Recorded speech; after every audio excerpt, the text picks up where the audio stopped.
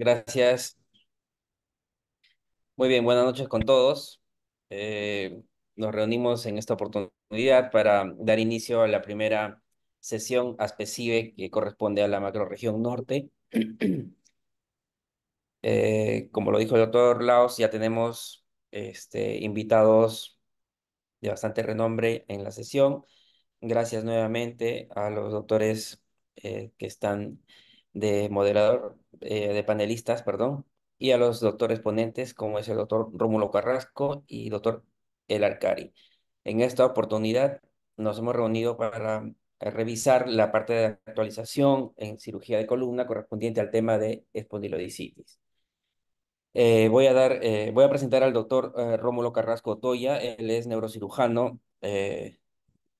Trabaja en el Hospital Víctor Lazarte en Trujillo, formado en esa institución. Es miembro AO y ASPECIBE y se dedica a cirugía de columna. Muy buenas noches, doctor Rómulo Carrasco.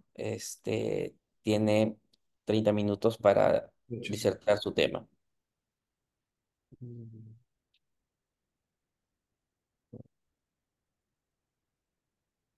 mm. Su audio creo que está...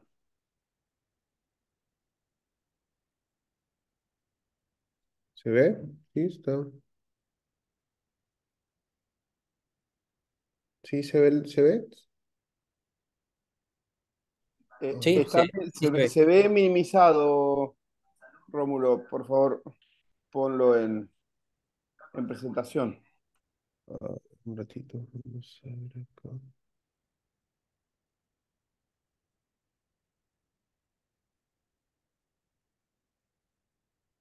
Ya, ahora ¿Mejor? sí. Ya. El tema a tratar es espondilicitis piógena, aproximación diagnóstica. Buenas noches con todos. Yo soy el doctor Rómulo Carrasco. Trabajo en el Hospital Víctor Lazarte Echegaray de la ciudad de Trujillo. Bueno, sobre la espondilocitis piógena, hay que explicar que es una infección rara que afecta al disco de los cuerpos vertebrales y eso es lo que lo diferencia. Bueno, en los adultos normalmente es una osteomelitis que afecta al disco y a los cuerpos vertebrales, en diferencia de los niños que normalmente es una disitis. Representa el 2 al 4% de todas las osteomelitis que pueden generarse en el cuerpo. Tiene una incidencia de 0,5 a 2,5 cada 100.000 habitantes, aunque otras series reportan de entre 5 a 5,5 por cada millón de personas, ¿no? Tiene una proporción mayor de 1,52 sobre uno en mujeres, de hombres sobre mujeres, y que tiene una recaída a pesar de un tratamiento del 7% y una mortalidad hasta el 11%, la cual está muy relacionada con el acceso epidural. Entre otros, hay que rescatar que las zonas más afectadas son siempre las zonas lumbares, seguidas de la torácica, la cervical y la sacra. Entre la etiología de la espondilodicitis podemos encontrar que el mayor porcentaje son los cocos aeróbicos gram positivos y en la gran mayoría de estos está el Staphylococcus aureus seguido por que se puede decir que llega a ser casi el 50 al 60% de todos los casos, entre todas las series se encuentra, seguido por el Streptococcus piógenes, los estafilococos coagulados negativos, en menor porcentaje. También se puede encontrar un 15% de bacterias gram negativas, como el E. coli, Proteus, Pseudomonas, Klebsiella, ¿no? Y también en menos cantidad bacterias anaeróbicas, como la Propionibacterium y las bacterias frágiles.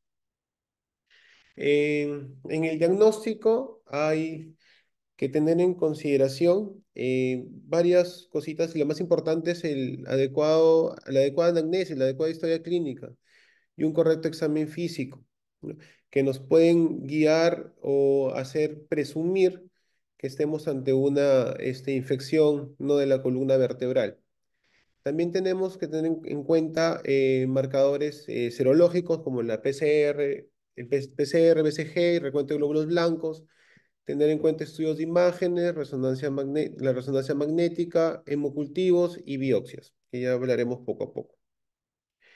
En el examen físico, la espondilodicitis generalmente es pausisintomática. Esto quiere decir que no todos los síntomas están presentes en el momento del diagnóstico. Casi siempre el síntoma principal es el dolor, que es insidioso, progresivo, puede ser mecánico, no mejora con el reposo y puede aumentar en las noches. En segundo síntoma asociado está la fiebre, en un 60%, y en menos porcentaje vienen radiculopatías o complicaciones neurológicas como paraplejías o disminución de fuerza motora o sensibilidad, que ya ser en un 12% de pacientes. Entre los exámenes que podemos de imágenes para diagnosticar la espondilodicitis, podemos pedir que siempre tenemos de entrada la radiografía de la columna vertebral, pero esta nos da pocos hallazgos, ¿no? Es más, para nosotros poder encontrar hallazgos significativos, la enfermedad tiene que estar avanzada. Se dice que ya cuando tiene un aproximado de 6 semanas ya se puede empezar a evaluar irregularidades en el platillo vertebral, ¿no? Y ya cuando van avanzando las semanas ya podemos ver destrucción ósea, erosión ósea, disminución del espacio discal, ¿no? O formación ya de líneas festoneadas en los platillos, pero igual no tiene mucha sensibilidad ni especificidad, ¿no? La tomografía para la espondilodicitis tiene muy baja sensibilidad. Casi no es un examen de elección.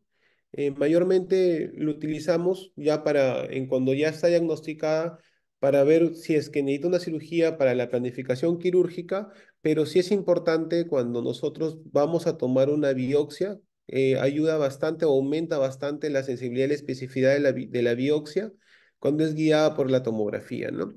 Ya cuando está en fases avanzadas, al igual que la radiografía, se puede ver la erosión de los platillos Sí. vertebrales, doctor, de los platillos vertebrales, lo cual es obvio igual, ¿no? Que también esto nos puede permitir la radiografía. El gol estándar para la espondilodicitis es la resonancia magnética. Este tiene una alta sensibilidad y especificidad casi del 96 y 92% respectivamente, ¿no?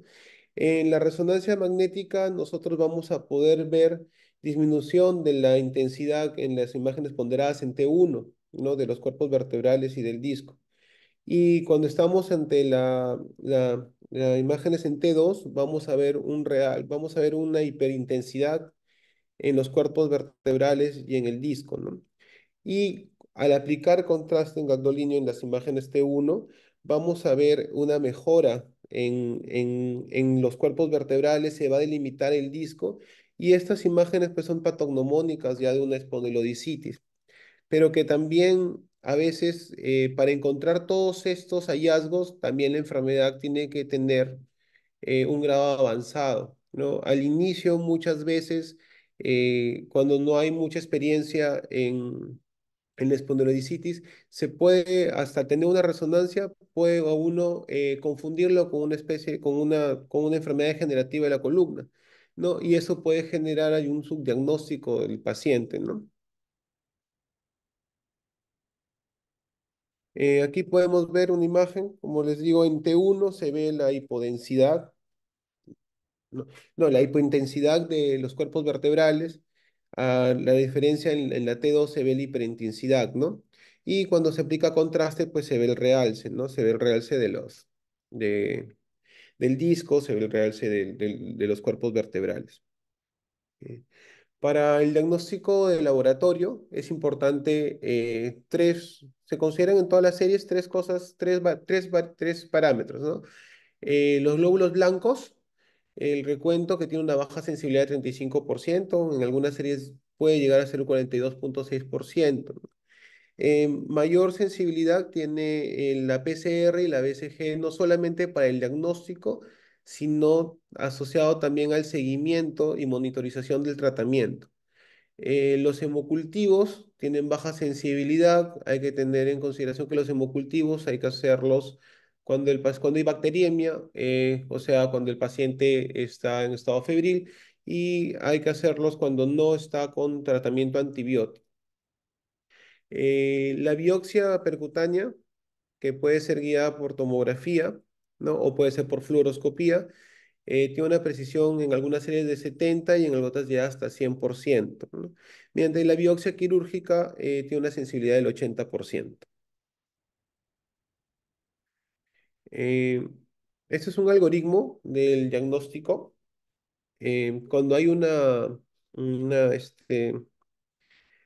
cuando hay sospecha clínica, ¿no? Cuando tenemos los tests de sangre alterados, el examen físico y algunas imágenes, pero no tenemos exactamente el diagnóstico, no hay una incertidumbre, podemos hacer el PET-CT, que si nos sale negativo, podemos pensar en otros diagnósticos, pero si son positivos, igual que los exámenes, tiene que ser consultado un neurocirujano o un especialista en cirugía de columna y a los infectólogos, ¿no?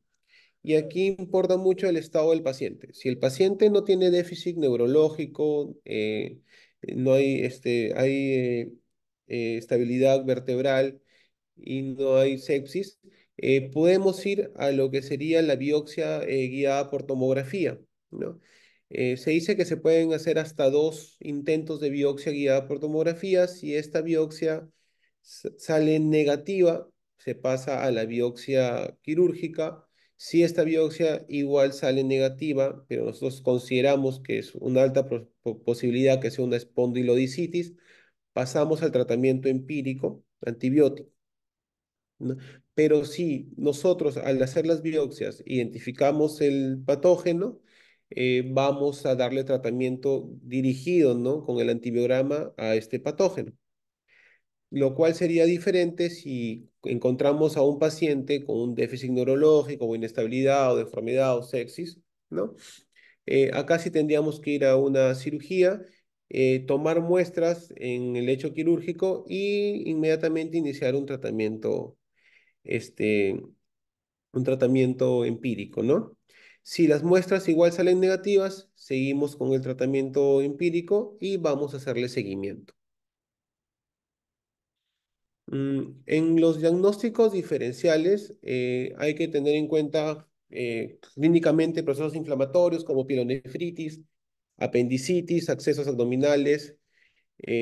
Acá en la espondilocitis también tenemos que tener como diagnóstico diferencial los tumores vertebrales, ya sean primarios o secundarios, enfermedades degenerativas, como hablé al inicio, y descartar también etiología granulomatosas, ¿no? Como la brucelosis, la aspergilosis, o también hasta parasitarios. Y es importante también hacer el diagnóstico diferencial. Siempre en nuestro medio, nosotros en toda Latinoamérica tenemos una alta incidencia, prevalencia de la tuberculosis. Entonces, hay que diferenciarlas y bueno, el doctor Laos con sus colaboradores hizo una diferencia en su estudio de tuberculosis, pero la diferenció de la espondilitis piógena, ¿no? Que es nuestro tema a tratar. Normalmente en la piógena, que no es un síntoma que siempre está, que solamente llega al 60%, pero hay alza térmica, mientras que en la tuberculosa no hay alza térmica.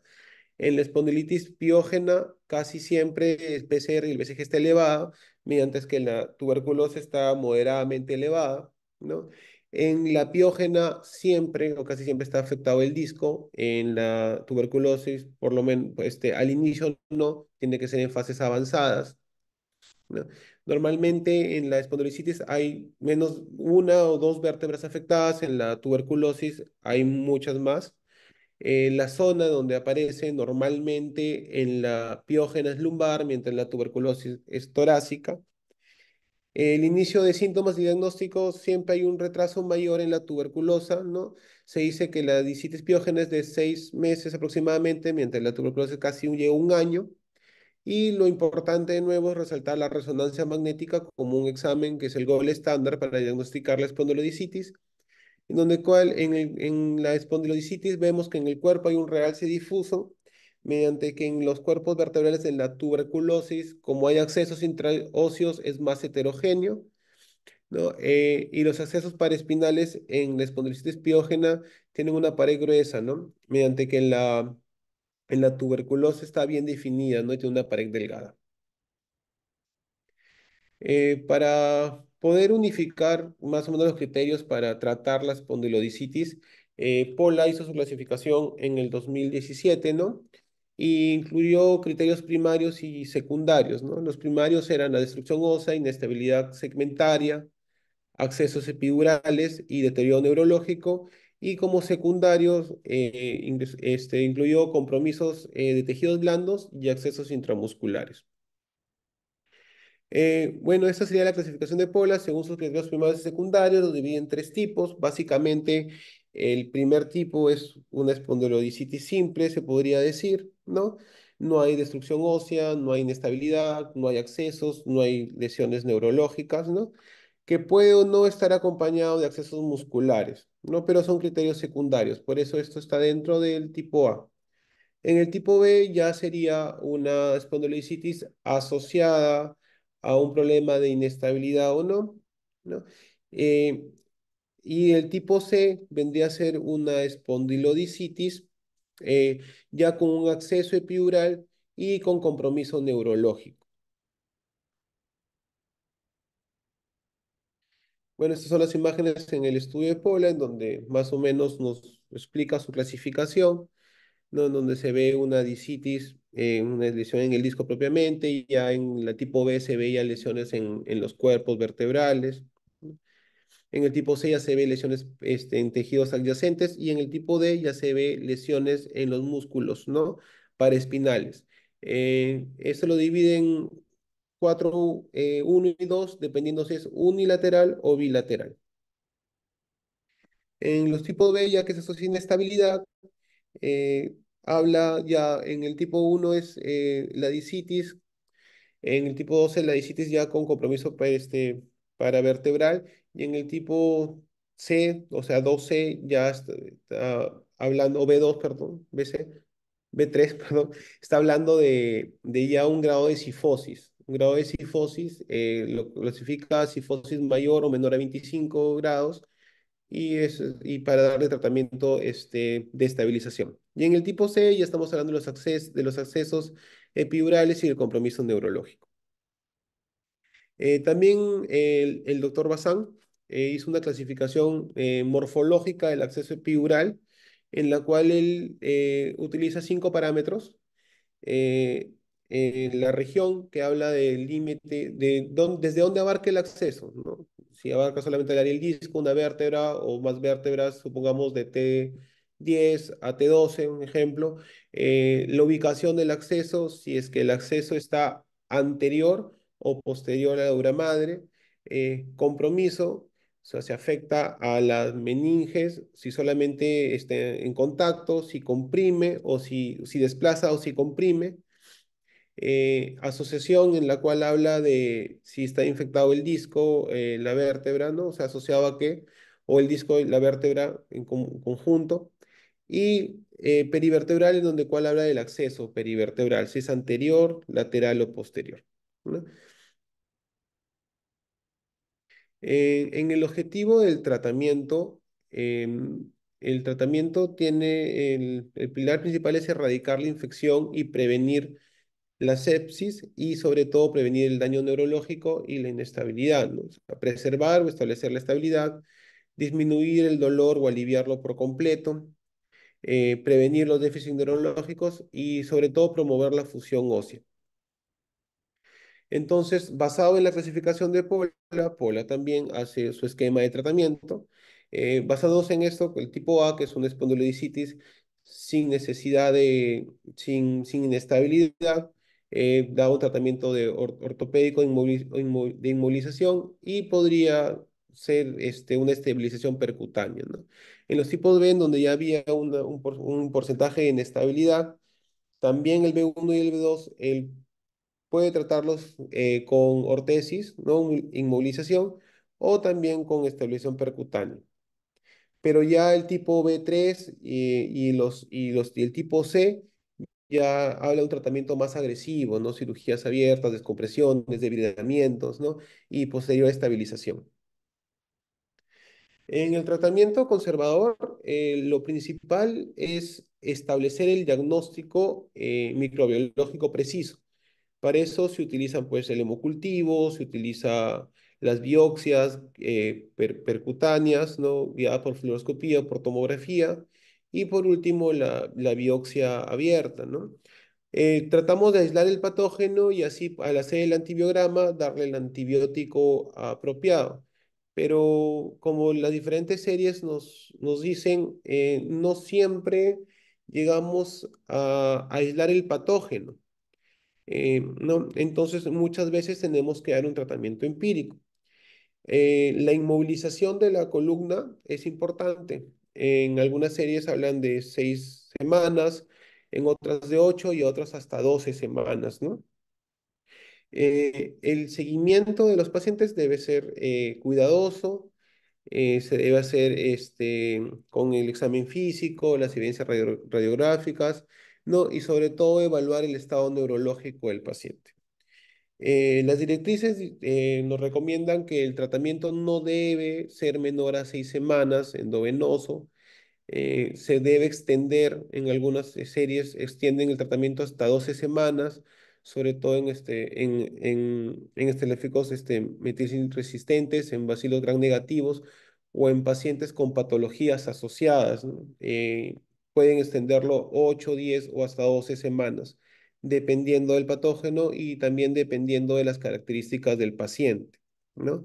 Pero como repito, la terapia empírica antibiótica se debe iniciar siempre y cuando el paciente tenga una inestabilidad hemodinámica, sepsis o deterioro neurológico progresivo. La Sociedad Americana de Enfermedades Infecciosas recomienda el tratamiento por 6 semanas. Vía endovenosa puede reducirlo a 4 semanas y de acuerdo a la biodisponibilidad y el antibiograma se puede dar un antibiótico bioral. Se debe ver que hay reducción de los marcadores inflamatorios y mejoría del estado clínico del paciente, ¿no? El tratamiento empírico es vancomicina asociado a una cefalosporina tercera o cuarta generación, ¿no? Y la eficacia en el tratamiento no quirúrgico del empírico llega a un 87,6%, ¿no? A un 70% de recuperación del dolor. Y son muy pocos pacientes que quedan con dolor residual, y es 20%, y un déficit neurológico no invalidante de un 10%. O sea, es efectivo el tratamiento conservador de antibiótico-terapia, ¿no?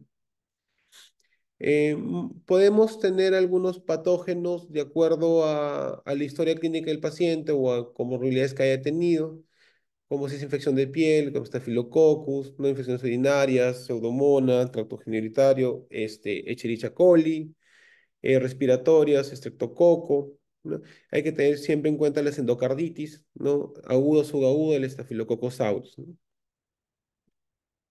Este es un cuadro en el cual, de acuerdo a la bacteria aislada, si es que se logra aislar en las muestras, en las biopsias, más o menos nos indica cuál es el tratamiento o el antibiótico que debemos seguir, ¿no? Pero siempre teniendo en consideración que debe ser mínimo 6 semanas de tratamiento antibiótico, ¿no? Y hay que hacerle, como se repite, el seguimiento que es importante, ¿no? Y el seguimiento de la espondilodicitis se debe encontrar al paciente, se debe hacer seguimientos serológicos a la semana, a las 2 semanas, al mes, al mes y medio, a los 2 meses, luego mensualmente. Se dice que se debe hacer hasta un año después del diagnóstico, el seguimiento, ¿no? Normalmente los leucocitos deben bajar a menor de 10.000, la BCG tiene que disminuir a 20 y el PCR debe estar menor de 0,5. Esto indica respuesta favorable al tratamiento. Pero si encontramos al mes valores superiores a 55 de BCG y PCR mayor a 2,75 a la cuarta semana al mes, eso es una alta, es un indicativo de que va a haber una falla en el tratamiento, un fracaso en el tratamiento conservador, ¿no? Y se debe considerar en ese momento tomar imágenes para poder evaluar cómo se ha desarrollado la enfermedad, ¿no?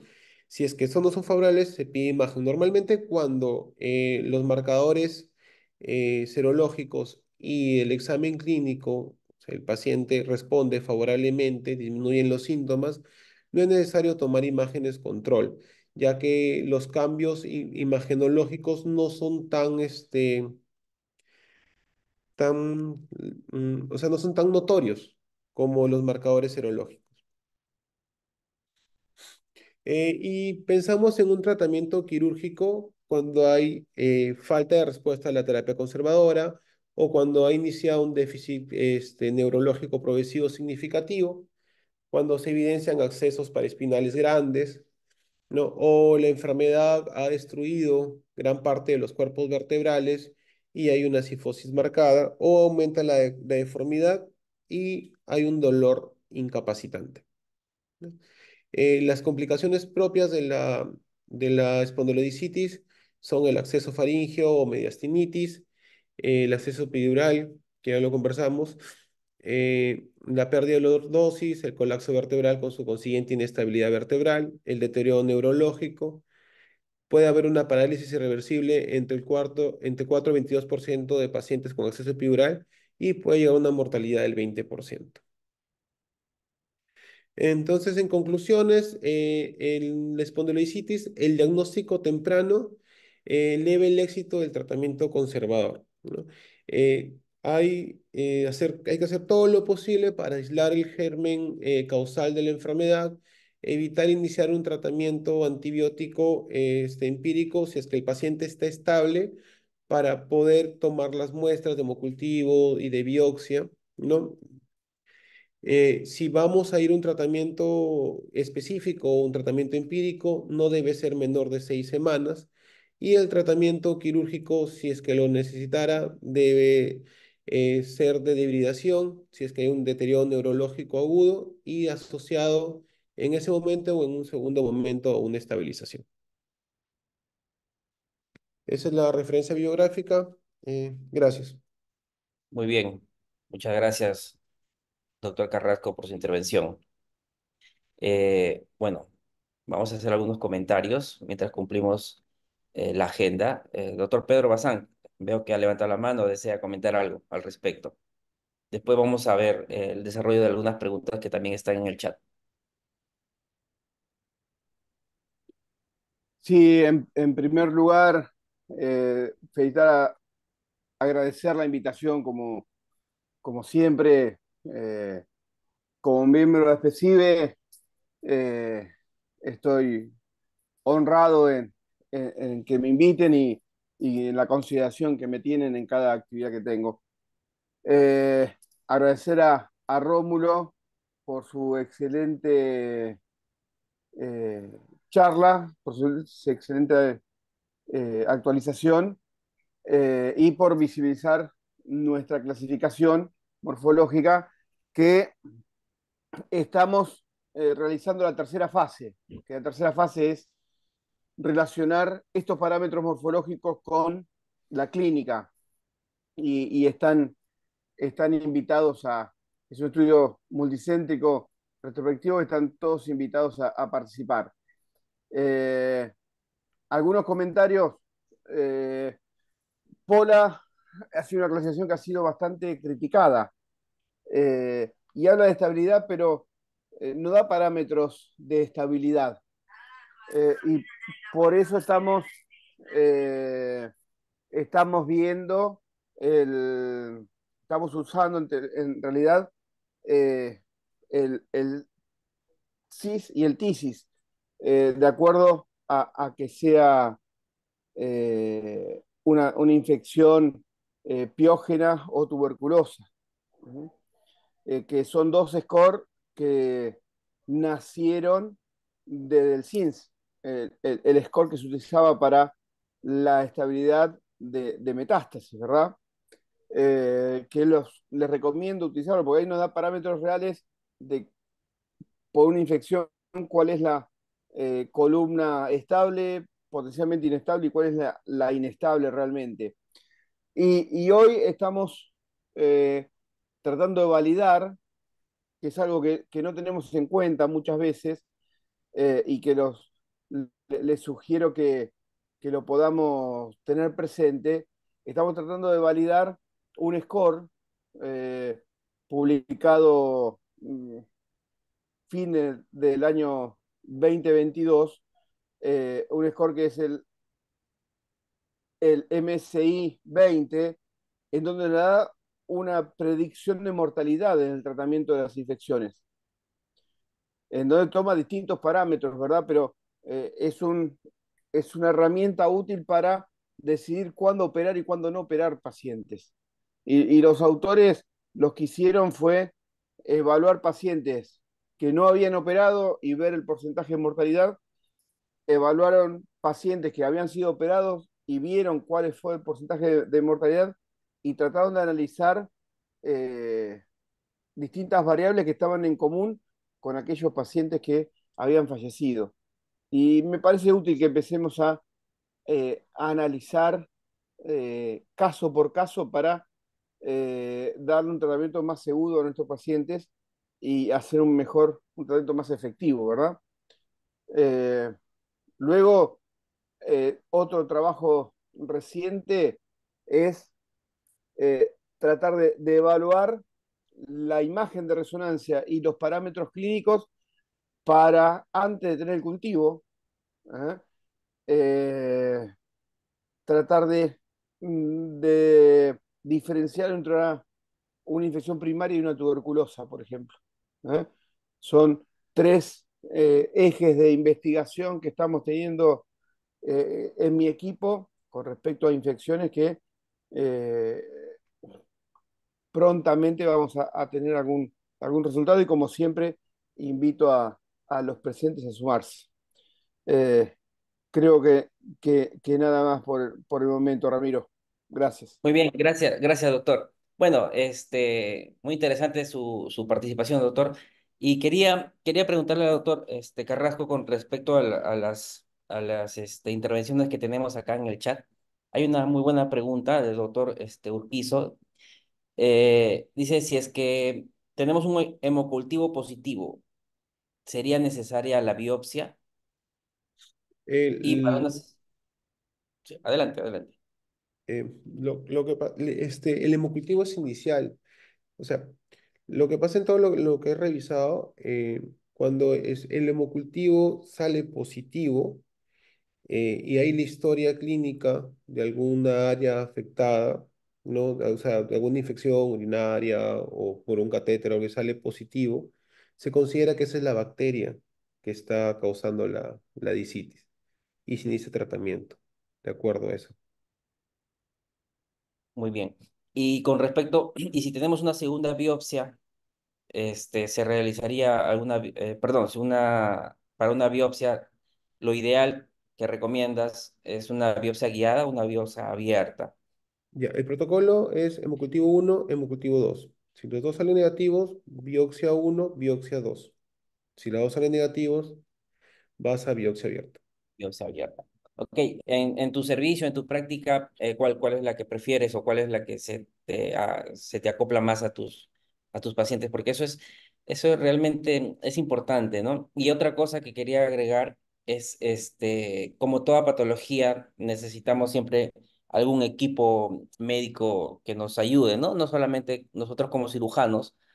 ¿Qué tanto interconsultas a un infectólogo? ¿Qué tanto es necesario desde el primer momento, desde que nos ayude a En hacer el realidad, tratamiento empírico?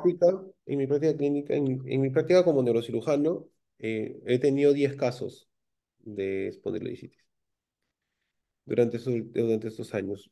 Ahora, No, no es algo muy común, ¿no? claro, Eh, los pocos casos que hemos tenido nosotros, pedimos la biopsia guiada por tomografía. En el Seguro Social se encarga de hacer radiología intervencionista. ok, ok. Cuando Do- nosotros hacemos biopsia, pero guiada por fluoroscopía. ok. Doctor, Entonces, doctor, ¿va a ser dentro de su equipo? Ah, sí, claro. Continúe, nosotros doctor sabemos Ronco. que la biopsia guiada por tomografía tiene mucha más sensibilidad que la biopsia guiada por fluoroscopía, ¿no? Claro, ¿Por qué? Porque en el hospital donde nosotros trabajamos, esa área la hace radiología intervencionista y tienen sus turnos, tienen sus horas. Pues ahí como que en esa parte no nos podemos entrometer mucho, ¿no? Sí ha habido algunos momentos en donde hemos hecho biopsias en conjunto, tanto el radiólogo intervencionista como neurocirugía, sí. En general, hablando ya en general para tumores, ¿no? Para espondilodicitis, para estas cosas, ¿no? Y obviamente nosotros iniciamos, bueno, en el Seguro Social está todo lo que son antibióticos de amplio espectro, están restringidos. O sea, tenemos que trabajar con los infectólogos y ellos son los que ponen el plan de tratamiento, ¿no? Antibiótico terapia de acuerdo a las muestras, los biopsias y los hallazgos, ¿no? Justo a eso es lo que iba. Acá en Perú la mayoría de los hospitales siempre están de la mano con eh, no sé, vancomicina, meropenem o todos los medicamentos de amplio espectro necesitan siempre la autorización de un infectólogo. Ahora, en su caso, ¿cuál sería, doctor Bazán, en su práctica? ¿Usted tiene un infectólogo que desde inicio está con usted en su equipo o necesita siempre interconsultar? ¿Cuál es su, digamos, su manejo inicial con este tipo de colegas?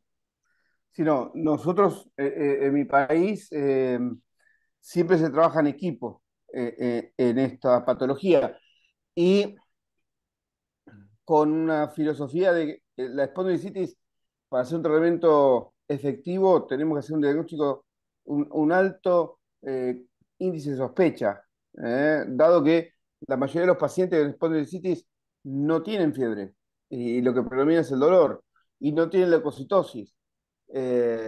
Entonces, uno tiene que, en toda lumbalgia, dorsalgia o cervicalgia, en reposo, los dos diagnósticos diferenciales es, como dijo Rómulo, el tumor o la infección.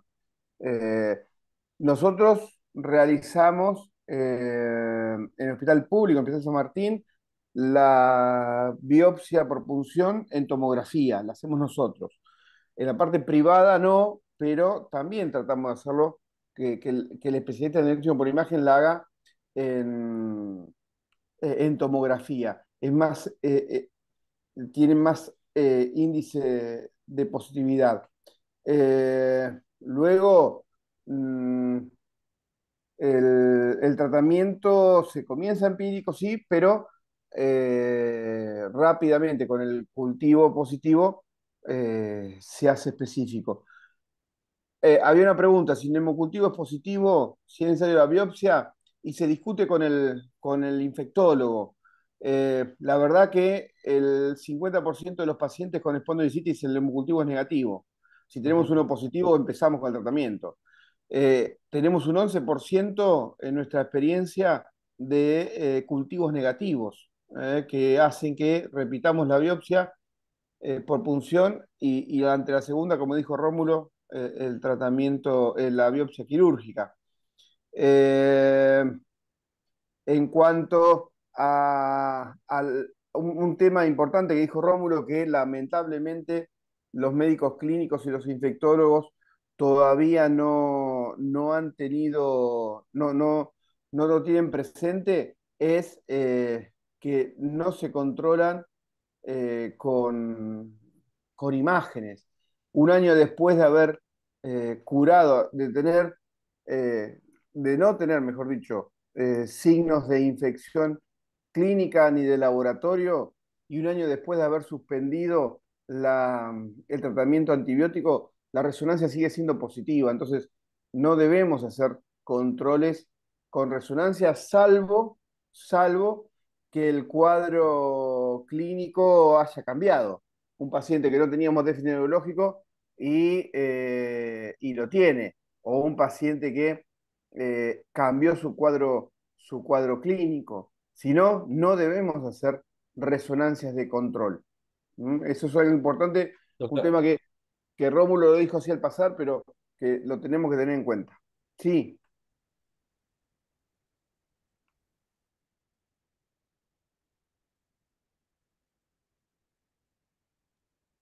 eh, me parecía que había que venía una eh, pregunta.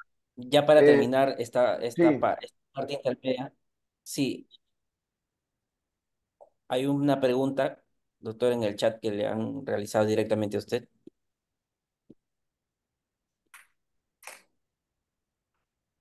directamente a mí, vi una que me pedían Tiene un los caso de score. tipo A, estable T10, está filosensible. Ah,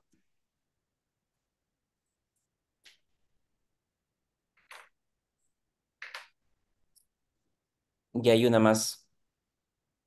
Actualmente hay un caso de E. coli con cultivo de orina positivo con tratamiento con meropenem.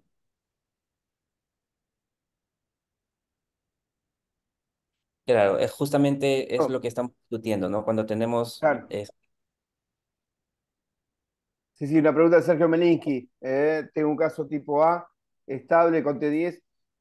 Lo que sucede que es la... eh, eh, Sergio preguntaba primero en qué dependía que sea A, B y C, y yo le pregunté si era la creación de Pola o no, eh, porque lo que nos olvidamos de las clasificaciones, y por eso es tan criticado Pola, eh, es que esto no es nada estático. Y algo que evaluamos, una espondilociti, que es el tipo A de Pola, eh, puedes, sin tratamiento, una, puede transformarse en una tipo B, que es la que hizo la cifosis, pues es una espondilodicitis, no es una disitis pura, y puede hacer un absceso epidural, entonces ya pasó una C, eh, y bueno, que tuvo una paraparesia, si la tratamos, si la liberamos, si la limpiamos, si la fijamos, es una paraparesia, así que puede volver a caminar, sí, claro. Por eso le preguntaba yo a Sergio si a qué clasificación se correspondía. Por eso Pola está muy Claro, criticado y como la indicación habitual del tratamiento quirúrgico es o un paciente con un cuadro neurológico, o sea, es el absceso epidural, o un paciente que hace una resistencia al antibiótico, no tenemos respuesta al antibiótico, entonces tenemos que hacer la toilet, el absceso epidural, Pola no lo tiene realmente en cuenta. Y hay una sola clasificación contemporánea a la nuestra que es del grupo alemán, que sí presta atención al absceso. El tema que todas las clasificaciones que hablan de absceso, Pola y el grupo alemán, habla de presencia o no de absceso. Y nosotros lo que tratamos de darle con nuestra clasificación fue un concepto de volumen. Por eso el primer parámetro es la región. ¿Desde dónde hasta dónde va el absceso? El segundo es si es anterior o posterior. Y el tercero es qué compromete. Si solamente el espacio epidural, si comprime el saco, pero solamente me borra el espacio del líquido cefalorraquídeo, o si comprime desplaza la médula o el contenido del conducto. Y eso me da una noción de volumen, que ninguna de las clasificaciones me lo daba hasta ese momento. En la tercera etapa, que es la que estamos Muy bien, empezando, muchas eh, gracias, doctor. En aras de tiempo para sí, claro. completar la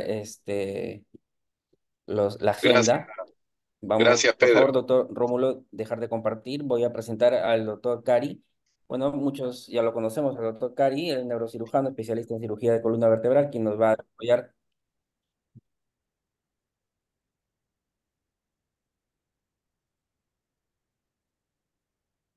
Ahora vamos con la segunda parte. Doctor Cari, neurocirujano del Hospital Guillermo Almenara, quien va a desarrollar el tema cuándo instrumentar una espondilodicitis piógena. Doctor Cari, puede, por favor, poner su publicación.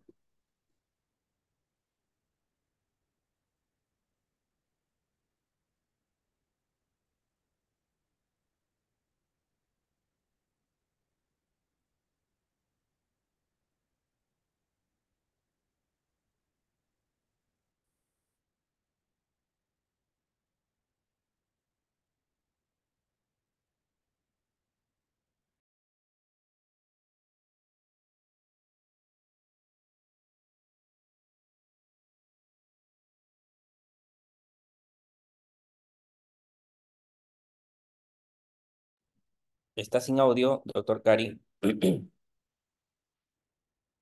Activar su audio.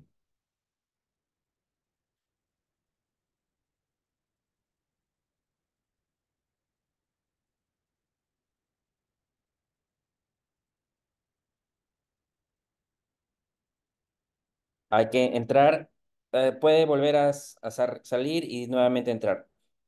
Bueno, podemos comentar algo siguiente a las preguntas del doctor Bazán.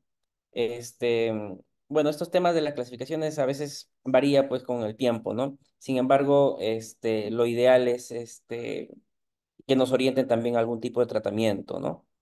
Y creo que eso es la última parte que está desarrollando su clasificación. Sí, claro, así es. Que quizás eh, lo más importante de una organización.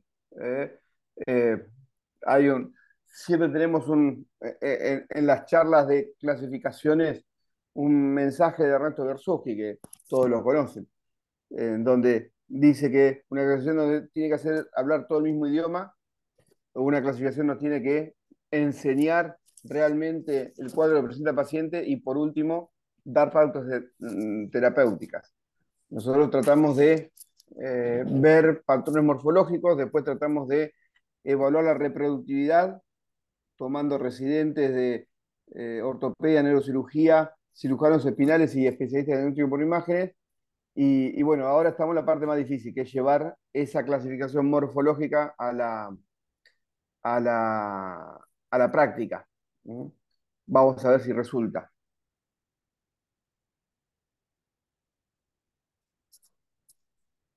Muy bien. Hay un comentario también en el chat, doctor, de la doctora Reyes. Que tiene un paciente con un cultivo de orina positivo a E. coli. Entonces, está en tratamiento con meropenem, pero ya no tiene ninguna biopsia, ninguna toma de muestra. En su Eh, caso, ¿cuál sería su recomendación? es lo mismo. Nosotros hicimos hace más de 20 años ya una experiencia en donde en nuestras manos, insisto, el 11% de los pacientes con espondilocitis no tenían cultivo positivo en la biopsia. El 50% solamente tenía hemocultivos positivos y el 30% urocultivos positivos. Si uno de esos dos es positivo, hacíamos tratamiento a ese germen. Eh, la Escherichia coli es un germen frecuente de infecciones en la columna. Eh, Fisiopatológicamente, recordemos que las venas del espacio epidural eh, no tienen válvulas, entonces cualquier infección en la pelvis o en el retroperitoneo puede hacer que por una Antigüedad. transferencia venosa vaya al cuerpo y del cuerpo al disco. Recordemos que el disco es avascular, ¿no? La única forma de tener una discitis primaria en el adulto es cuando nosotros instrumentamos el disco con una aguja, con una pinza de disco, con cualquier práctica terapéutica, ¿verdad?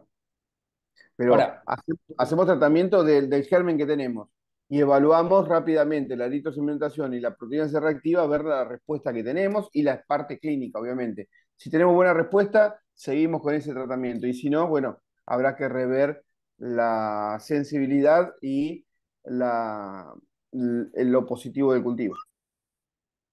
o en todo caso, una biopsia, ¿no? Para tener la muestra y correlacionar directamente con lo que Si no encontramos. tenemos, claro, si no tenemos buena respuesta, una ventana libre de antibióticos, que lo discutiremos con el infectólogo si son 24 o 72 horas o una semana, y ahí una nueva muestra, pero del disco. Sí, claro. Muy bien. Mientras esperamos al doctor Cari que se conecte, hay una recomendación muy común en muchas series, que es el uso de ortesis. ¿Usted lo recomienda, doctor Bazán, desde inicio? A ver, el diagnóstico de una infección en la columna, como bien lo dijo Rómulo, es disminuir el lóculo infeccioso, tratar la infección. Segundo, evitar la deformidad. Tercero, evitar el cuadro neurológico. Si es una discitis el tipo A de pola, con reposo y un corset blando como pola lo sugiere, puede ser suficiente. Si ya estamos en una espondilodicitis, o sea, si ya el cuerpo está afectado o de una osteomielitis, como es el B3, ya necesitamos una ortesis rígida.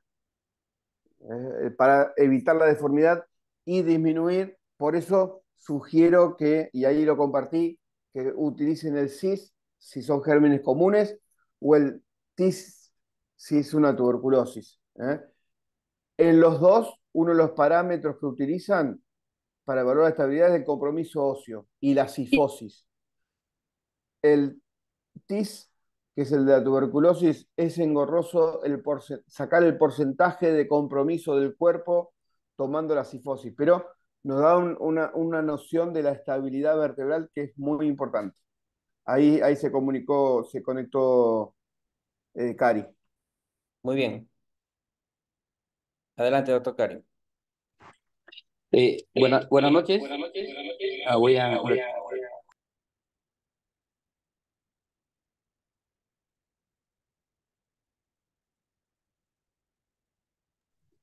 Se está Ahora sí, ¿me cortando. escuchan? Sí.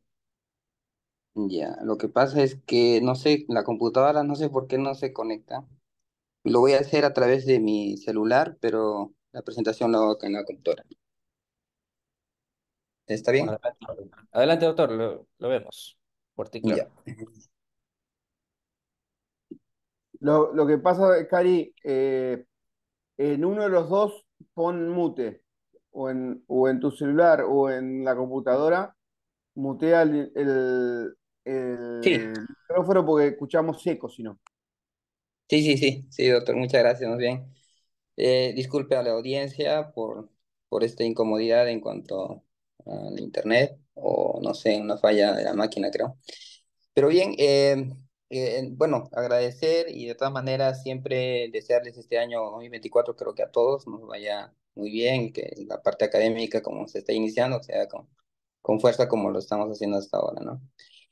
Eh, Creo que se ha hablado mucho respecto al manejo y al diagnóstico, evidentemente, de esta patología de espondilocitis piógena. Nosotros vamos a recalcar o fortalecer principalmente lo que caracteriza al tratamiento en cuanto a instrumentación, ¿no? Y es lo que nosotros tenemos que estar alerta y justamente esa es la importancia quizá de esta presentación, es reconocer los signos de inestabilidad biomecánica, es importante. Verificar ciertamente las ventajas de esta instrumentación en casos de espondilodicitis y repasar algunos casos resueltos. Se ha mencionado que la mortalidad alcanza un 11%, ¿no? Sin embargo, eso hay una tendencia a estabilizarse, digamos, porque hay ciertamente mayor diagnóstico más temprano, evidentemente por los métodos de diagnóstico, sobre todo por resonancia. Muchos de los casos que tenemos son pacientes que tienen lumbalgia y se sospecha una patología degenerativa y, bueno, y sorpresa sale una lesión de tipo inflamatoria o probablemente infecciosa, ¿no? Entonces ahí ahondamos en cuanto al diagnóstico que ya se ha hablado bastante bien. Otro de los factores es el aumento de la población en edad. Definitivamente es un factor que hace que esté repercutiendo en mayor frecuencia de esta patología y también, como no, en la mortalidad porque se agravan con otro tipo de enfermedades. Por otra parte, el mejor diagnóstico clínico de los pacientes, sobre todo con bacteriemia, con procesos infecciosos de otra estirpe, de otra naturaleza, en cuanto a los infectólogos o medicina interna, hacen que también se pueda controlar mejor la mortalidad. Sin embargo, hay estudios en los cuales determinan algunos factores que tenemos que estar alerta, ¿no? Por ejemplo, en este estudio se ha hablado de la mortalidad en menos de un año en este tipo de patología. Lo más frecuente sigue siendo los factores o las enfermedades inmunosupresoras como factor predominante en la mortalidad, pero también los pacientes con diabetes y cirrosis. Por otra parte, después del año, pacientes que han tenido espondilodicitis o que han sido tratados como tal, ciertamente la dependencia al alcohol y los factores de enfermedades inmunosupresoras son factores importantes para el incremento de la mortalidad en estos casos. Entonces son factores que debemos de tomar en cuenta y que se han mencionado ya también anteriormente como otros, ¿no? Las otras enfermedades cardíacas, por ejemplo. Debemos de recordar que aproximadamente el 10 al 20% de estos pacientes tienen una afectación neurológica y por lo tanto tenemos que saber si es una implicancia infecciosa directa de estos elementos neurales o si hay una compresión por un absceso epidural, ya lo han dicho la clasificación incluso, o si hay una compresión por inestabilidad de la columna, que es el punto más importante a tomar en cuenta desde el punto de vista neuroquirúrgico. Hay otras condiciones asociadas, definitivamente la presencia de estos abscesos epidurales, se habla que el 50% de estos con absceso epidural tienen síntomas neurológicos, es bastante, ¿no? Entonces, la presencia de esta hace que nos ayude a definir, en cierto modo, la presencia o no de afectación neurológica y, por lo tanto, nos ayude a decidir un tratamiento quirúrgico. Usualmente asociado, hay que recordar, eso es otro punto, que es una osteomielitis vertebral, que está presente en el 18% de aquellos que tienen espondilodicitis como tal. Pero el concepto de osteomielitis definitivamente es un concepto mucho más de pronóstico severo, ¿no? De un pronóstico reservado. Pero tenemos que tenerlo en cuenta. Ya se ha mencionado que los principios del tratamiento conservador sí se puede realizar y sí se realiza en aquellos casos en que definitivamente tenemos un diagnóstico microbiológico preciso. Si tenemos un diagnóstico microbiológico preciso, el tratamiento conservador se le debe otorgar y debemos estar básicamente alerta, como se dice acá, una vigilancia cuidadosa de la evidencia, no solamente clínica, sino también radiográfica, de inestabilidad espinal y progresión de la infección o deterioro neurológico. Ahí es un punto muy importante y creo yo que en la naturaleza nuestra, en el manejo de en nuestros hospitales, lamentablemente a veces está siendo manejado, tratado por infectología o médicos o colegas de medicina interna. Sin embargo, dejan pasar muchas veces estas características de inestabilidad espinal o de progresión de deterioro neurológico. Y nosotros debemos estar alertas en esa situación y tomar una decisión adecuada. Por otra parte, el tratamiento conservador, definitivamente, si tenemos un diagnóstico microbiológico preciso, el diagnóstico del tratamiento antibiótico es el adecuado. Y por otra parte, la inmovilización espinal ortésica, generalmente la que se recomienda es la rígida, se podría optar como tratamiento conservador. Como no, también se ha mencionado que el tratamiento antibiótico es el pilar. Definitivamente, el tratamiento bien dirigido antibiótico nos ayuda a que el paciente pueda mejorar. Sin embargo, hay otras características que también lo vamos a ver que ayudan en ese enfoque de tratamiento para reducir, digamos, o mejorar más rápido la evolución de esta o la respuesta al tratamiento antibiótico. La cirugía, también se ha mencionado que los principios de tratamiento quirúrgico definitivamente es el debridamiento exhaustivo y la remoción de este tejido infectado, la descompresión de los elementos neurales, la restauración de la alineación espinal y corrección de la inestabilidad espinal, que seguimos insistiendo en ese aspecto. Por lo tanto, las indicaciones de tratamiento quirúrgico, definitivamente, como mucha de la patología de columna, esa falla de respuesta al tratamiento conservador, significativo o progresivo déficit neurológico al cual tenemos que estar alerta, ya se ha mencionado, o que tenga un gran absceso paraespinal con un efecto de masa local y embolización séptica, o sea, significa que estamos ante una infección activa, o haya una significativa enfermedad ósea con compromiso de dos cuerpos vertebrales, que hay inestabilidad, pues, ¿no? O más pérdida del 50% en cuerpo vertebral. O por otra parte, una progresiva deformidad con o sin inestabilidad. ¿Qué técnica debemos de emplear? Debemos de tener en mente que el concepto de que en una espondilodicitis piógena primaria, los elementos vertebrales anteriores son los comprometidos en esto, por eso se habla de espondilodicitis. Por lo tanto, un debridamiento anterior con un injerto óseo y una instrumentación posterior añadida, o con o sin instrumentación posterior, debemos de ser el enfoque de tratamiento quirúrgico. La selección del injerto, idealmente, es el autógeno tricortical, sobre todo en infección aguda. No se puede realizar definitivamente con mace, por ejemplo, de titanio o con llenado con autoinjerto. Esto principalmente con instrumentación posterior se ha demostrado mejor corrección de la deformidad, por ejemplo, o aquellos aloinjertos que se adaptan mejor, no, que se pueden adaptar, pero siempre el autógeno es el que tiene mejor adaptación, mejor capacidad de fusión. La instrumentación espinal puede ser en presencia de una infección activa, es controversial aún. Sin embargo, se optimiza el tratamiento con instrumentación para darle la estabilidad para que el proceso inflamatorio dado por un proceso infeccioso activo pueda ser de menor magnitud y por lo tanto mejor acción del tratamiento antibiótico. O sea, definitivamente la tendencia es hacer la estabilización oportuna cuando más aún hay signos de inestabilidad. Otros defienden un procedimiento único o puede ser por etapas, eso es variable. La instrumentación posterior igual se hace generalmente cuando hay una deformidad o cuando hay un compromiso, hay que hacer un constructo anterior bastante grande a multinivel, se agrega la instrumentación posterior.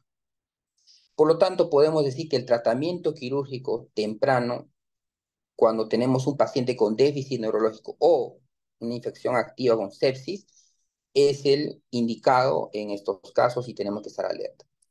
La indicación absoluta para cirugía es la inestabilidad espinal, como se ha ido remarcando. Las indicaciones relativas puede ser un absceso epidural sin déficit neurológico, pero con pobre control del dolor. Podemos hacer el tratamiento quirúrgico. Abordaje anterior para destrucción ósea extensa, definitivamente dan movilización más temprana, mejora la corrección de deformidad y más rápida la fusión. Los implantes metálicos, especialmente el de titanio, el mesh, es seguro en casos de infección. Insistimos en que tenemos que manejar o controlar aquellos predictores de peor evolución, como lo son, por ejemplo, los pacientes de mayor edad o aquellos que tienen compromiso a nivel cervical y torácico, aquellos pacientes que tienen diabetes o enfermedades cardíacas crónicas, aquellos que tienen compromiso neurológico, o aquellos que han tenido retardo en el diagnóstico, pacientes con Staphylococcus aureus meticilino resistente, o aquellos en que hemos demorado en el tratamiento cuando lo he indicado, el tratamiento quirúrgico, en más de 36 horas.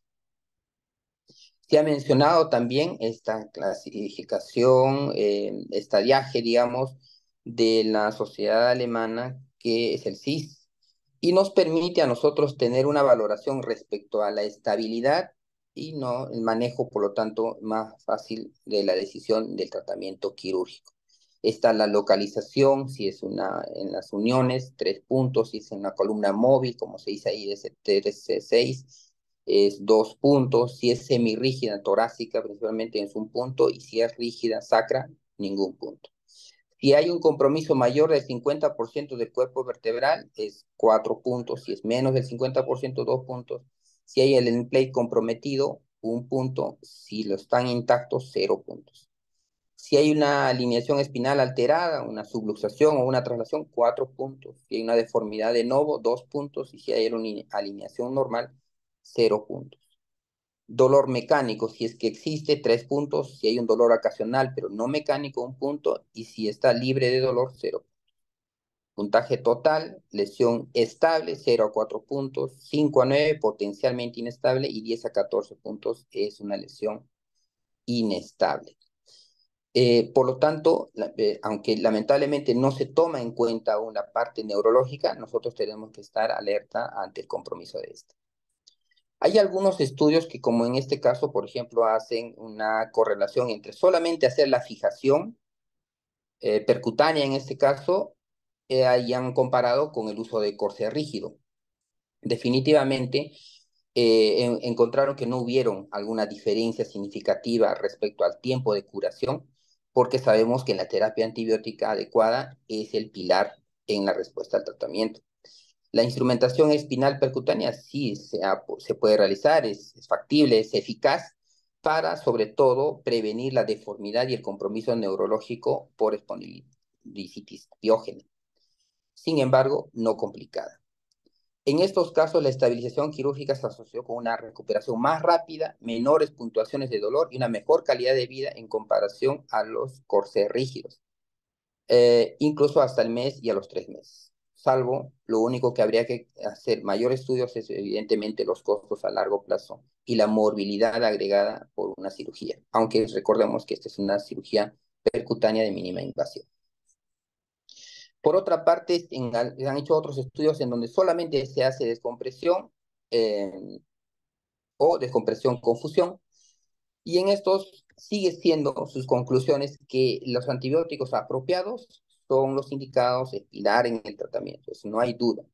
Y en pacientes sin inestabilidad, pues se puede hacer básicamente la descompresión y la estabilidad definitivamente en aquellos que tienen confusión, además de ser una fusión, se puede lograr haciendo también descompresión más fusión en aquellos casos con inestabilidad o signos radiológicos de sospechosos de inestabilidad.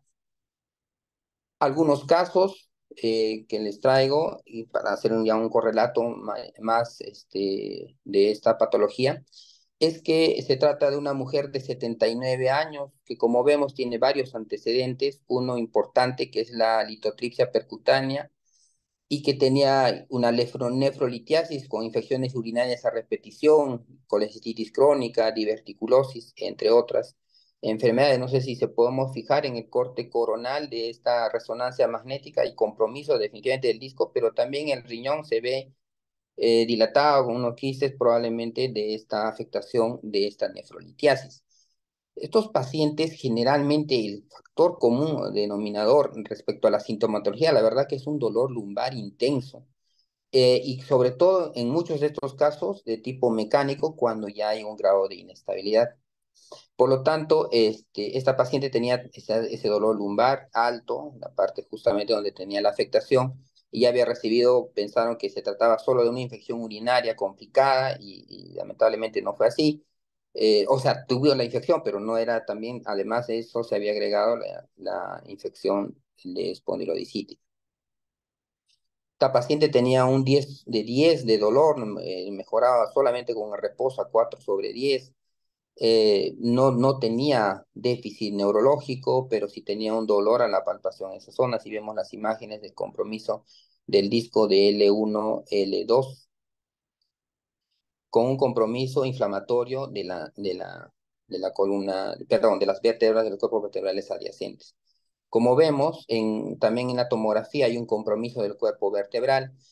Proteína C reactiva inicial tenía 13,59, una velocidad de sedimentación de 100 milímetros por hora. La hemoglobina había bajado, es otro punto también a tomarlo en cuenta. En este caso, consideramos que definitivamente estaba localizado hasta el lumbar 1, entonces le damos 3 puntos. Tenía el cuerpo vertebral menos del 50% comprometido, entonces le dimos, perdón, ya, le dimos menos del 50%, le dimos 2 puntos. Y si había una deformidad de novo, que era básicamente en el corte coronal, ¿no? Una deformidad escoliótica, como se ve también en la radiografía, que era de novo, y por lo tanto le dimos 2 puntos. Dolor mecánico tenía la paciente, era muy intenso, por lo tanto alcanzaba 10 puntos y consideramos inestable. Sin embargo, en este caso primero hicimos una biopsia, ¿no? Biopsia, a pesar de que hicimos tubular mínimamente invasivo, lamentablemente hicimos una retiro de la faceta articular y lo hicimos más inestable de lo que ya estaba. Velocidad de sedimentación, como vemos, fue bajando, sin embargo, la proteína C reactiva, como se ve ahí, va aumentando a 51. Esta es una paciente que tenía el diagnóstico finalmente de una infección espondilodiscítica por Escherichia coli, Ujú. que felizmente era Escherichia coli. sensible, ¿no? ¿Perdón? Eh, bueno, el estudio de patología incluso Camila, también de licitis aguda. ¿no ibas a comer milanesa?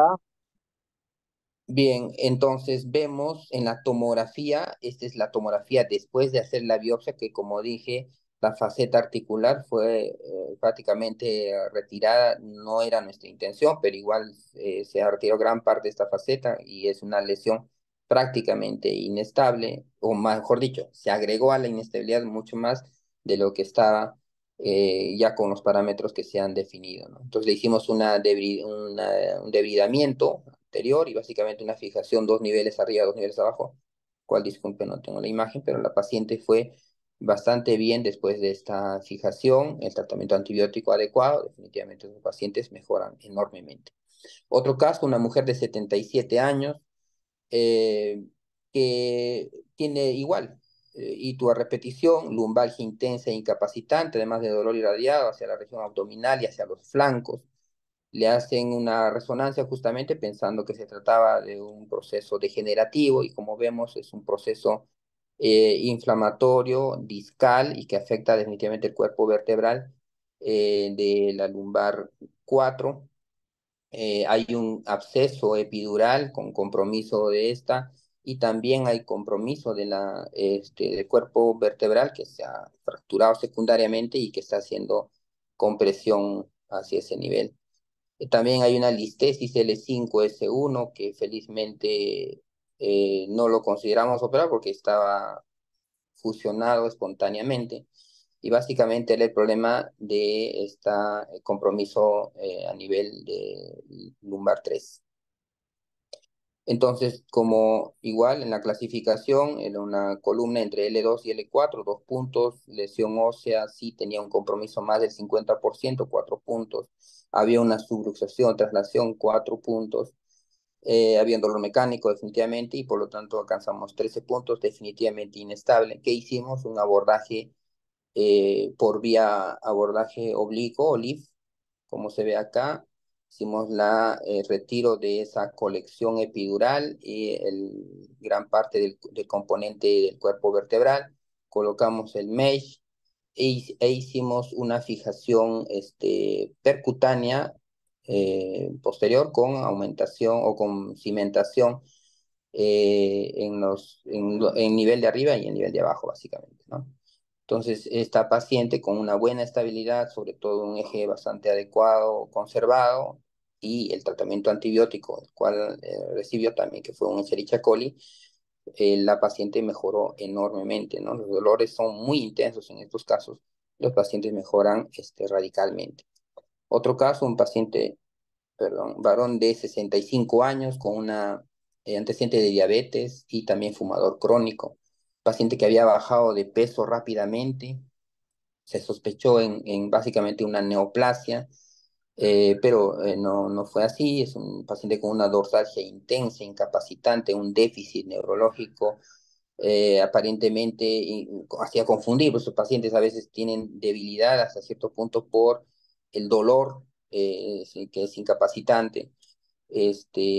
Tenía este compromiso del disco torácico 6 me parece, no recuerdo bien, y el colapso del cuerpo vertebral.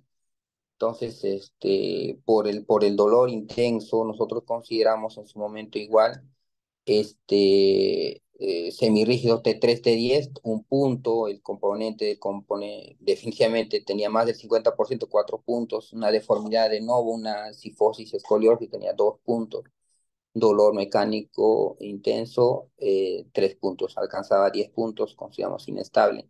Igual este caso le hicimos un debridamiento en toma de biopsia, salió Staphylococcus aureus, meticilino resistente, por cierto. Se le colocó un espaciador intervertebral de tipo PIC para darle un soporte con un injerto óseo y el soporte con fijación a 2 niveles arriba, 2 niveles abajo, con igualmente cimentación para darle mejor soporte. Lamentablemente había un tornillo que no pudimos lograr colocar, pero le fue bastante estable el constructo. Lamentablemente a los meses, creo que 3 meses, salió esa formación capsular, te pareciera un absceso. Se le hizo una limpieza quirúrgica y felizmente cerró bastante bien. Es ya una radiografía. El paciente se ha recuperado también de la parte, está mejor alimentado, está más reconfortado. Y es una radiografía más o menos a los 8 meses, está bastante mejor. El último caso, una paciente de 67 años de edad con una fractura lumbar en el 2003, realmente operada así con una fijación. Sin embargo, ella paciente tenía una artritis reumatoide, también tenía un compromiso pulmonar con fibrosis. Y es raro porque la verdad que hemos acudido a esta paciente básicamente en un proceso ya tardío, ¿no? De este proceso de infección discal. La paciente tenía un dolor lumbar crónico, persistente, intenso, mecánico, un índice de masa corporal de 27, la paciente estaba en silla de ruedas, no podía movilizarse. Igual en este caso, se ve como hay una cifosis, un desbalance sagital bastante importante, una inflamación del disco. Creemos que ha sido primario por los factores que tiene, no es secundario a la fijación porque sea en el 2003, bastante tiempo. Hay un mayor compromiso, como vemos, esta es una tomografía de un año antes, en donde había compromiso de esa parte del disco, pero de ahí se hizo más inestable con una subluxación severa y compromiso, como vemos, del perfil sagital. Entonces lo que hicimos fue un abordaje igual anterior, OLIF. Primero perdón, había una listesis L4, L5 que consideramos inestable también, entonces, y la fijación iba a llegar hasta ese nivel. Entonces consideramos una fijación quizá hasta la lumbar 5, dejando la parte L5S1, una observación al final, pero creo que está tolerando bien la paciente. Se le hizo un abordaje OLIF también, para hacer la reconstrucción. Se colocó el disco también a nivel de L4 y una fijación que, como hemos visto, 2 niveles arriba y hacia abajo como 3 niveles, con una corpectomía de esos 2 segmentos comprometidos. Entonces, para nosotros creo que es importante seguir un algoritmo específico en el acercamiento al diagnóstico como tal, y en ello es importante descartar primariamente signos de inestabilidad vertebral. Ese es nuestro campo, esa es nuestra misión, por decirlo así. No debemos de perder esa mira.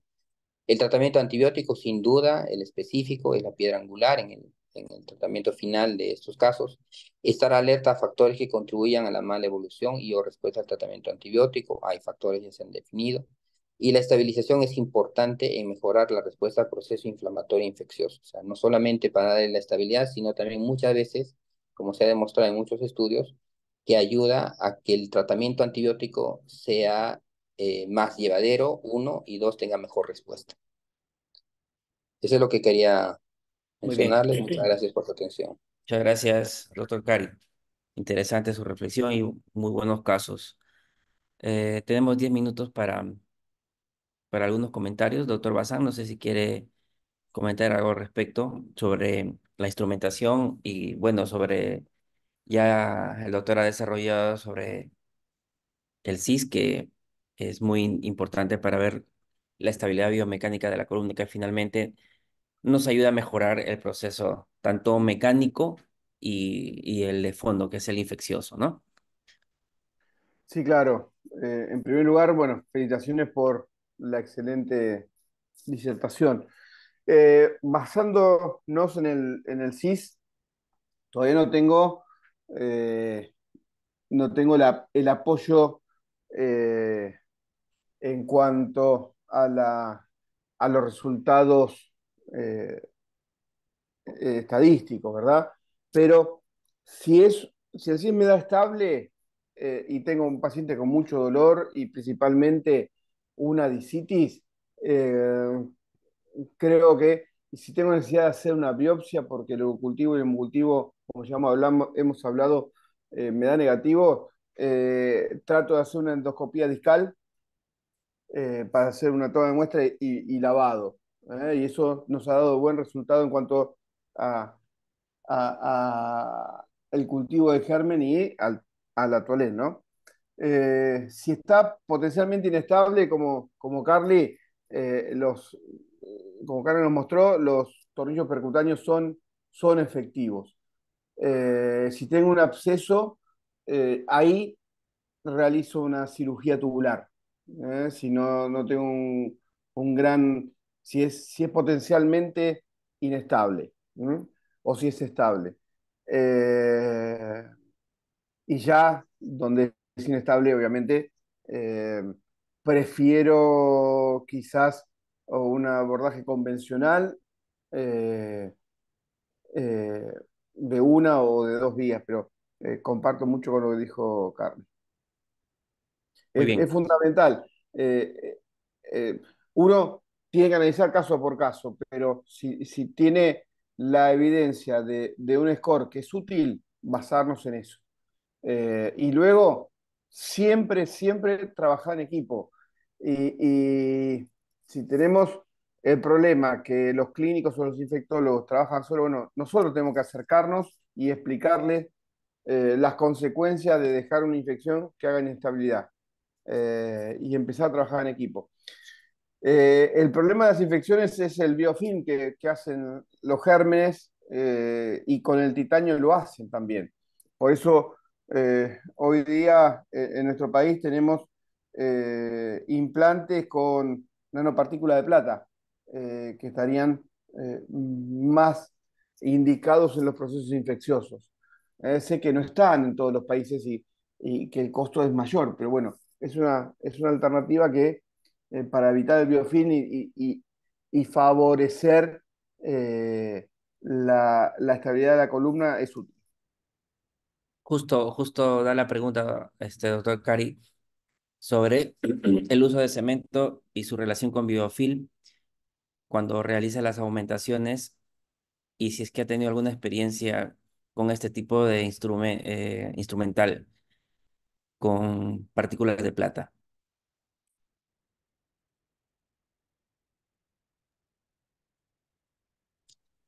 Sí, la verdad que es una muy buena pregunta. Nosotros, creo que más nos damos por darle mejor estabilidad, darle a nuestro o constructo. No hemos tenido persistencia de un proceso infeccioso en estos casos que se han utilizado con cemento, ¿no? No tenemos, sería bueno, sí, de todas maneras, investigarlo y tener una presentación de esos casos de repente para la revisión, ¿no?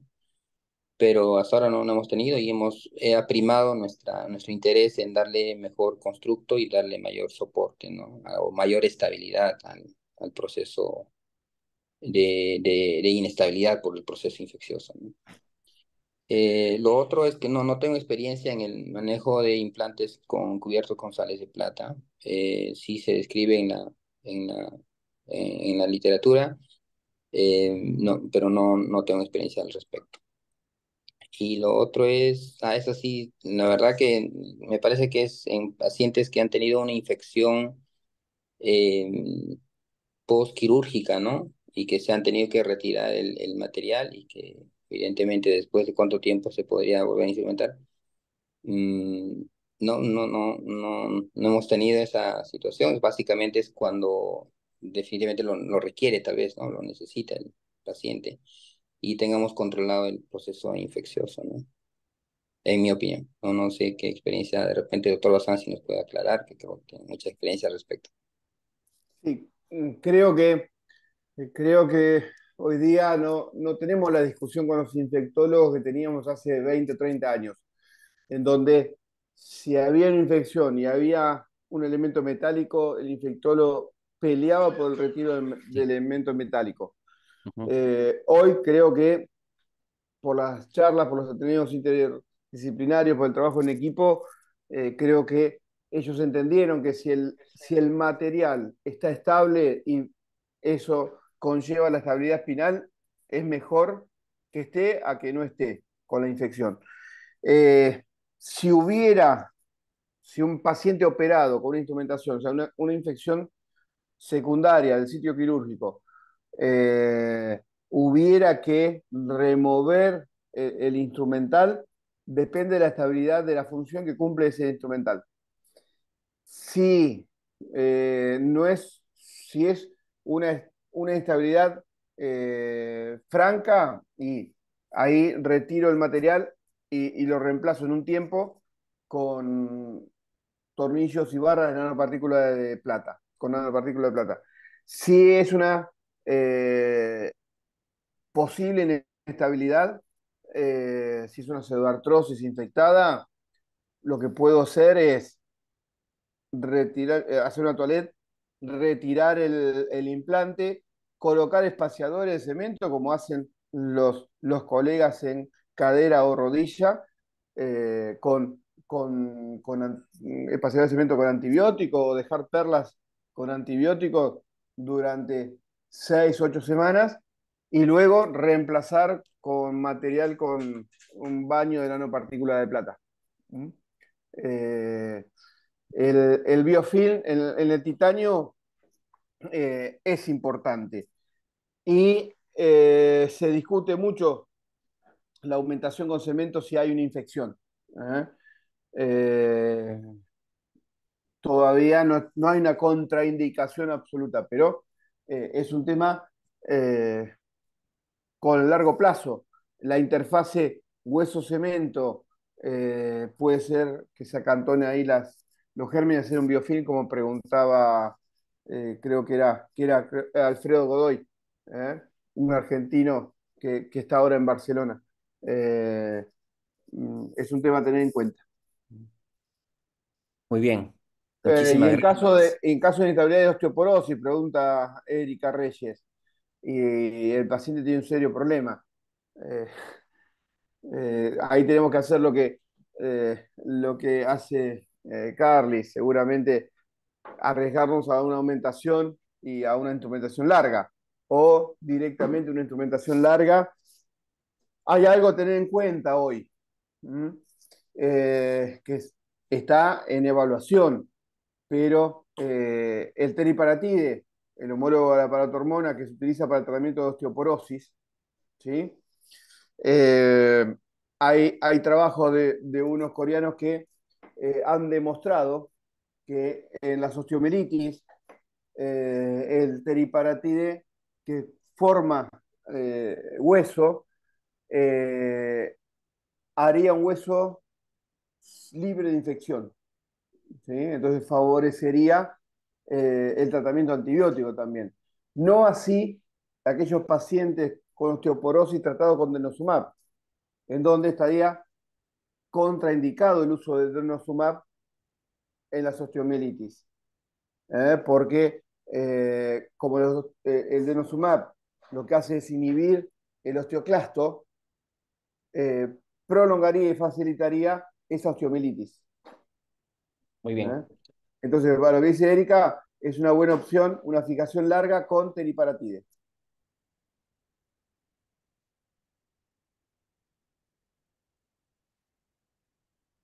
Que está todavía en evaluación, ¿no? Está todavía en investigación, pero es algo para, con Alfredo estamos tratando de investigarlo. Muy bien, doctor Bazán. Muchísimas gracias por su participación, como siempre, colaborando con nuestra sociedad. Muchísimas gracias a los ponentes. Excelentes ponencias. Felicidades, doctor Rómulo, doctor Karim. Nos volveremos a ver en la siguiente reunión de ASPECIBE. Gracias por su participación a todos. No se olviden de inscribirse en el curso de este mes. Ya quedan pocas vacantes. Eso es todo. Doctor Laos, no sé si quiere decir algo para cerrar ya el... No, gracias a todos los miembros, a todos los colegas que se han unido en esta sesión. Gracias a los panelistas, ponencias, a tú y Ramiro, a José Luis por la organización. Y hacer hincapié nuevamente al curso del 26-27 de enero acá en Lima, Perú, que están cordialmente invitados. También la otra semana vamos a culminar, no se olviden, vamos a culminar más de espondilodicitis, pero en este caso la parte eh, de la postquirúrgica para complementar, y al doctor Duchen que va a hablar sobre aproximación diagnóstica o tratamiento quirúrgico en la tuberculosis espinal. Así que los esperamos. Muchísimas gracias. Que tengan muy buenas noches. Hasta otra oportunidad. En este caso, hasta el 18. Gracias.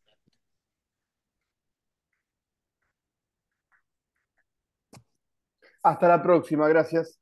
No, otro San. Muchísimas Vale, gracias. gracias. Rómulo, nos vemos. Hasta luego. Eduardo. Hasta luego, doctor Pedro. Hasta luego a todos y que tengan un excelente 2024.